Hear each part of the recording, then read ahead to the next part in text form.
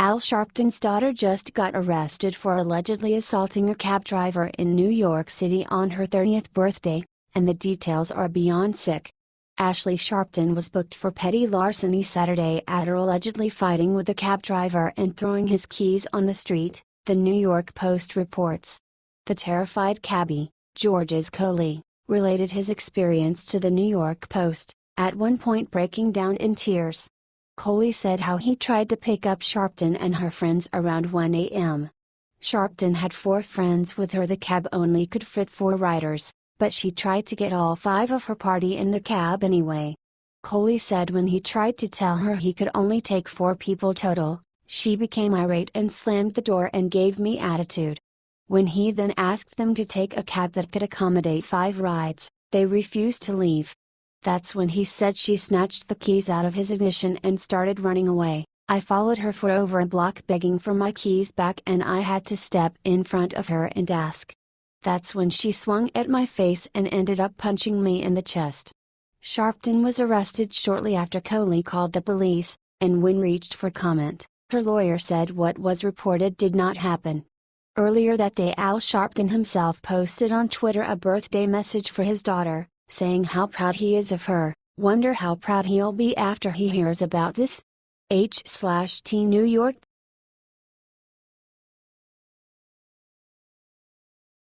President Trump just made 3 huge tax promises that will have every American cheering. President Trump has had a busy week preparing for Hurricane Irma before it makes landfall in Florida, but that doesn't mean he isn't also working on other important pieces of legislation to govern the country. One of the biggest reforms President Trump is looking to accomplish is tax reform, and he made 3 major promises in his weekly address on Friday that you don't want to miss. Here's exactly what he said. Our current burdensome tax code is a massive weight against the American economy. It costs us millions of jobs, trillions of dollars, and billions of hours wasted on paperwork and compliance. My administration is working closely with Congress to develop a plan that will deliver more jobs, higher pay, and lower taxes for businesses of all sizes, and most importantly for middle-class families all across America. First, we are going to make filing taxes as simple as possible. If you're like most Americans, under our plan you will file your taxes on a single page. What a difference that will make, and you won't need to keep endless receipts and paperwork. We are freeing you from the horrible tax maze. Secondly, we will cut taxes for middle-class families. We want you to keep more of your hard-earned money. This way, you could spend it, you could save it, you could do whatever you want. Third, we will restore our competitive edge so we can create more jobs and higher wages for the American worker. We are going to cut taxes on American industry so we can create more business in our country. Check out his full address here. Woo! Honestly, this is the first time I've actually been excited to do my taxes. President Trump is a businessman. He knows exactly the kinds of excessive taxes that are strangling business. And since he isn't a dyed-in-the-wool politician, he's ready to make smart and efficient reforms that are both practical and useful. It's great to have someone in the White House who actually is serious about tax reform. Love what the president has been saying? Share it out, patriots. H/T Real Clear Politics.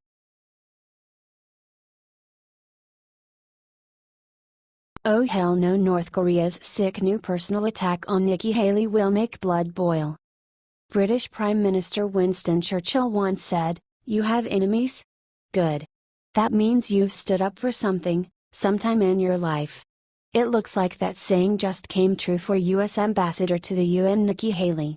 North Korean state media Korean Central News Agency just lambasted Haley in response to her comments at the UN earlier this week, in which she condemned the Hermit Kingdom's latest nuclear test and proposed new sanctions on the country, including an oil embargo.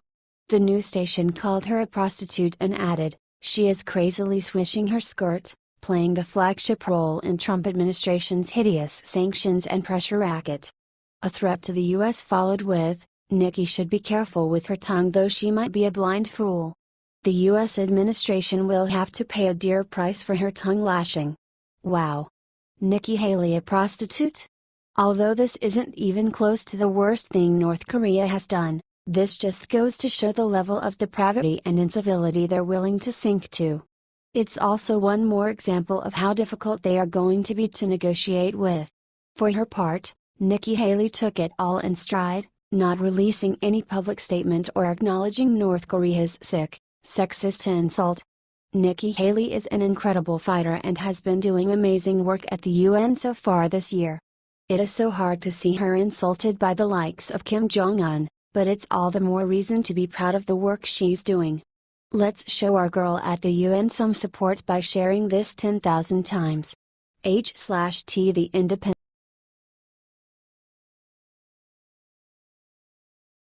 Last night Trump met with his team and made a video about Hurricane Irma Americans need to see.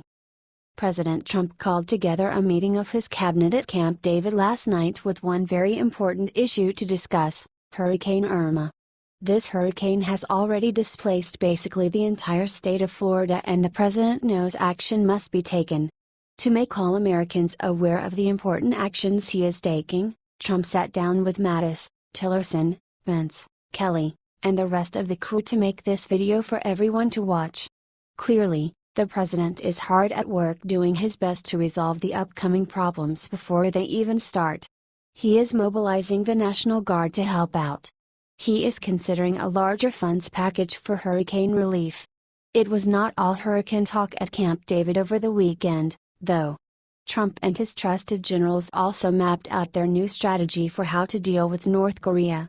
At the same time, the president used the gathering as a chance to set up his new tax reform policy with his top economic advisors, all of whom were helping with hurricane issues.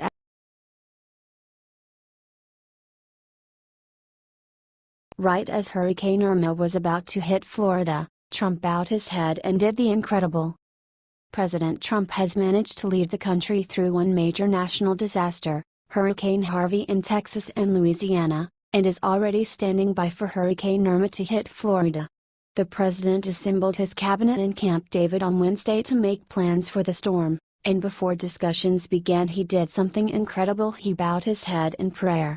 The White House released a photo late Saturday afternoon of President Trump and members of his cabinet bowing their heads in prayer as they met at Camp David in Maryland. Official White House photo by Sheila Craighead. Vice President Mike Pence led the prayer for the entire cabinet. Afterwards, President Trump released a statement detailing his work to address the tragedy and destruction caused by Harvey and Irma, saying, "All of America continues to pray for the families affected by Hurricane Harvey, Hurricane Irma, which looks like it's really going to be a bad one. But we're prepared. We're as prepared as you can be for such an event. All of America grieves for those who have already lost their lives." Check out the video here, which he posted on Twitter. It is awesome to have a godly man as president, who works hard for us but also acknowledges a power even higher than his.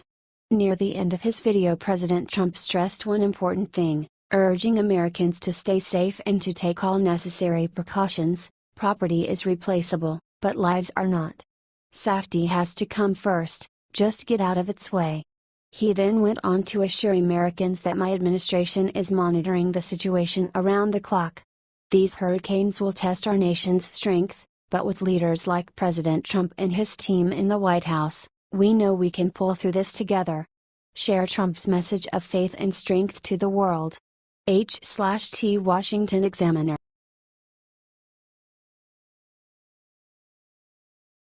Right after Colbert mocked Trump with Nazi salute, Tucker Carlson ripped him to shreds with one question. You know, President Trump has been absolutely hammered in the media for his response to the Charlottesville riots, claiming he did not call out white supremacist and neo-Nazi groups when he in fact did multiple times. Just when you think that nonsense had died down and the media could go on to reporting news that actually matters, comedian Stephen Colbert brings it back to a whole new sick level.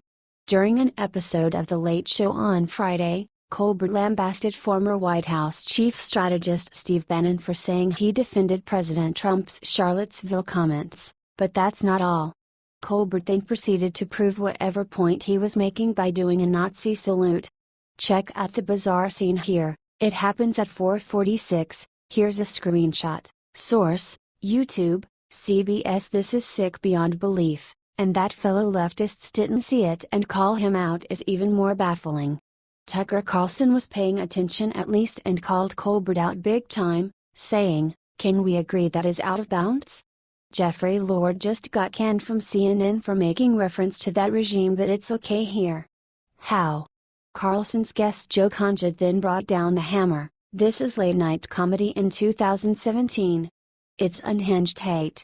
And there is no line anymore to go over because there ain't no line.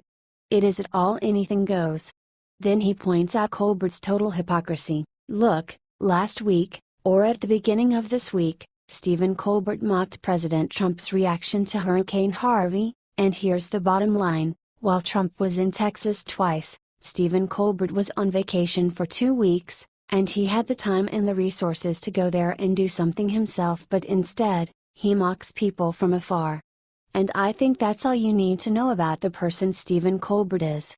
He ended, "That's the true punchline." Boom. You know, I miss late night comedy that was actually funny and not a total hate fest.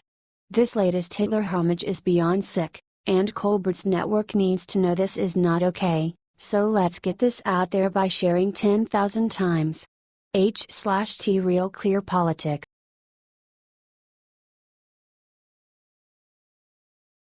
Right after Bill Maher said sick thing about Trump supporters, his audience does something even worse. Hurricanes Harvey and Irma have put the best of America on display, and the worst. After Hurricane Harvey tore through Houston, Texas, the true spirit of American kindness was put on display. Volunteers descended upon the city and donations came flooding in from across the country. And then there was Hollywood. While regular Americans suffered, the Hollywood elite used these hurricanes to bash President Donald Trump. Earlier this week, Jennifer Lawrence claimed that Mother Nature seemed to be punishing Americans for voting for someone other than Hillary Clinton. Now, HBO host Bill Maher seems to be taking the theory even further. During a monologue on his show, Maher gleefully noted that Trump, Rush Limbaugh, and Coulter, and the Koch brothers all have property that will be wiped out by the storm. "I'm not gloating," he added, but his smile gave his true intentions away. He is happy that Hurricane Harvey is destroying the lives of Trump supporters. If that weren't enough, the leftist host then played scientist and claimed that climate change was the major contributing factor to these catastrophic weather events. By denying this theory, Maher suggested that the destruction of conservative property was well deserved. Meanwhile, his entire audience cheered through the disgusting spectacle. Share if you think Maher needs to be taken off air for his terrible remark.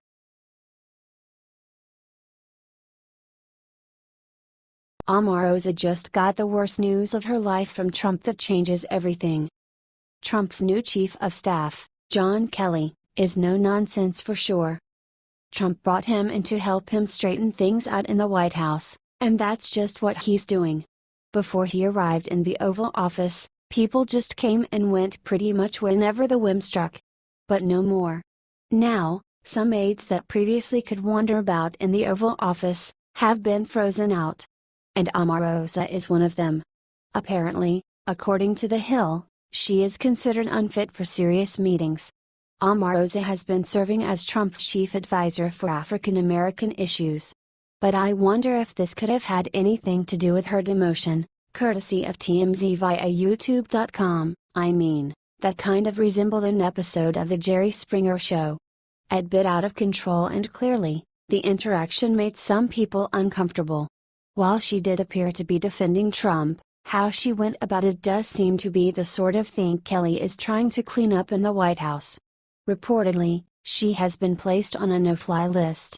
According to Fox News, Omarosa could not be reached for comment. Do you like what Trump and Kelly are doing in the White House? Comment yes or no and share together. All comment.